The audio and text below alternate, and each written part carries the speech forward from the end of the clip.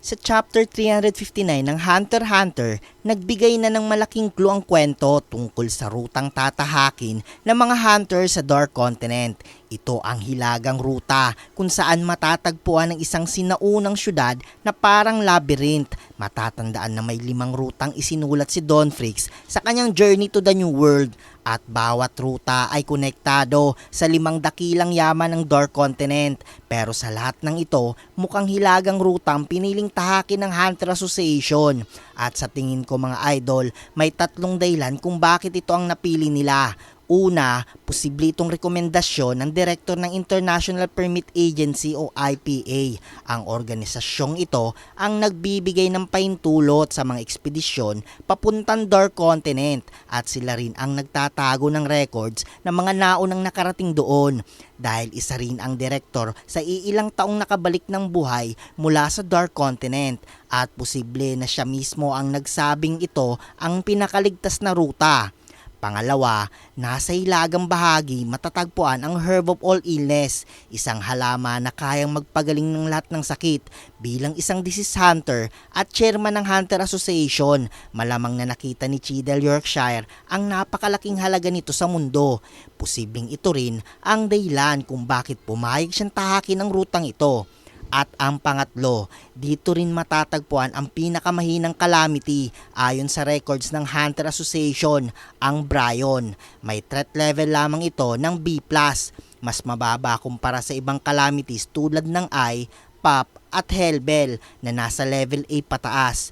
Pero kahit pinakamahina ito mga idol, tandaan na mas mataas pa rin ito kaysa sa Chimera Ants na may threat na level B lamang. Kung halos mabura nga ng Chimera Ants ang isang bansa at mapatay si Isaac Netero, gaano pa kaya kapanganib ang Bryon?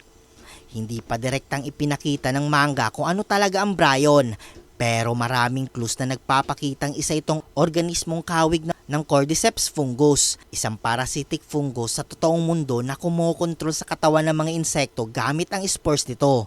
May 5 ebidensyang sumusuporta rito mga idol.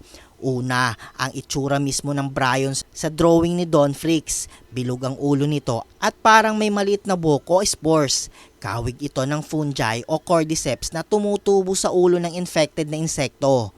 Pangalawa, ang misteryosong bangkay sa facility ng IPA na walang ulo at wasak ang tiyan. Posibleng senyalis ito na may organismong tumubo palabas mula sa katawan nito, katulad ng ginagawa ng cordyceps.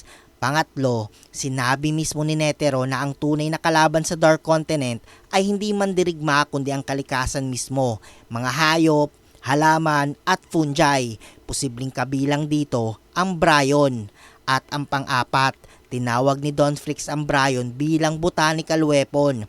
Ang salitang botanical ay konektado sa halaman at fungi, kaya malaking clue ito sa tunay nitong anyo. At pang-5, sa chapter 344, makikita sa hilagang ruta ang isang napakalaking bagay na may bilog sa tuktok sa gitna ng ancient city.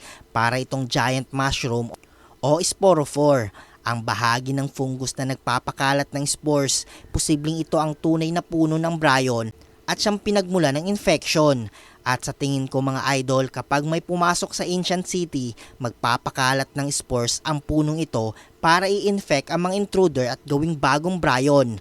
Posible ring non-based ang kakayahan nito gamit ang manipulation, emission at conjuration. Kapag tuluyang nang na-infect ang isang tao, makokontrol na ng Bryon ang katawan nito. At dito pumapasok ang isa pang nakakatakot na posibilidad, paano kung ma-infect nila ang malalakas na non-users tulad ni Jing Fricks, mga Zodiacs o members ng Beyond Expedition Team. Sa tingin ko may 3 paraan para mapigilan ang Bryon. Una, alisin ang ulo ng infected para maputol ang kontrol. Pangalawa, gamitin ang Herb of All Illness bilang lunas. At pangatlo, wasakin mismo ang sporophore o punong pinagmumula ng spores. Pero hindi ito magiging madali mga idol. Ang ancient city ay parang isang napakalaking labyrinth na puno ng spores sa hangin. Isang maling galaw lang ay maaaring magresulta sa infection. At kung tamang ang teoryang hango ang Bryon sa fungi, posible ring silang may communication network gaya ng mycelium ng mushroom sa toong mundo. Ibig sabihin mga idol, kayang magbigay ng impormasyon at utos ng pangunahing puno sa lahat ng infected na nilalang. Kaya kung totoo ang lahat ng ito, maaaring ang Bryon ang isa sa pinaka-underrated ngunit pinakamapanganib na calamity sa buong Dark Continent dahil hindi lang nito kayang patayin ang mga hunters, kaya nitong gawing bahagi ng sariling tungukbo ang pinakamalalakas na Nen users sa mundo.